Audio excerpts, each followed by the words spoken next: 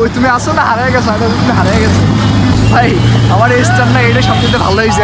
Stand থাকলে আবার stand টানার আরেকটা বহুত প্যারা। সো রাইট নাও আমরা হচ্ছি ঢাকা রেলওয়ে স্টেশনের সামনে, আর আলটিমেটলি এটা ছিল 1.5 ঘন্টার মতো একটা জার্নি। সো তানজিল ভাই বলছিল অবশ্যই 1 ঘন্টা লাগবে, বাট আলটিমেটলি 1.5 ঘন্টা প্লাস লাগছে। অ্যান্ড এবারের মতো ঢাকা রেলওয়ে স্টেশনে আমার হচ্ছে সেকেন্ড টাইম আসা। একবার আসছিলাম তখন মেবি হচ্ছে রাজশাহী গেছিলাম অ্যাডমিশনের টাইমে এক্সাম দেওয়ার জন্য, আর এটা হচ্ছে সেকেন্ড টাইম।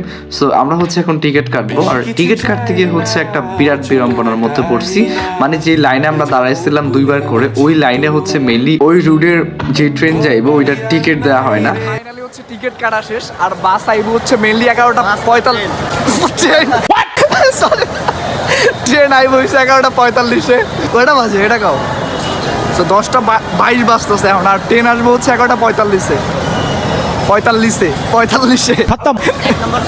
সো ট্রেনে ওঠার আগে আমরা হচ্ছে হালকা পাতলা রাতে কিছু খাওয়ার জন্য একটা হোটেলে যাই, অ্যান্ড সেখানে হচ্ছে রুটি খাই। অ্যান্ড রুটি খাওয়ার পর হচ্ছে আবার সেখান থেকে আমরা ব্যাক করি। অ্যান্ড এইখানে ব্যাক করার পর একটা জিনিস হয়েছে আমাদের সাথে, সেটা হইতেছে ট্রেন ছাড়ার যে টাইমিংটা আমাদের জানা ছিল, সেইখানে হচ্ছে আলটিমেটলি এখন পর্যন্ত 1.5 ঘন্টার মতো সময় বাকি ছিল। বাট আমরা আসার পর শুনলাম যে না, অলরেডি হচ্ছে ট্রেন ছেড়ে দিবে এরকম মোমেন্ট।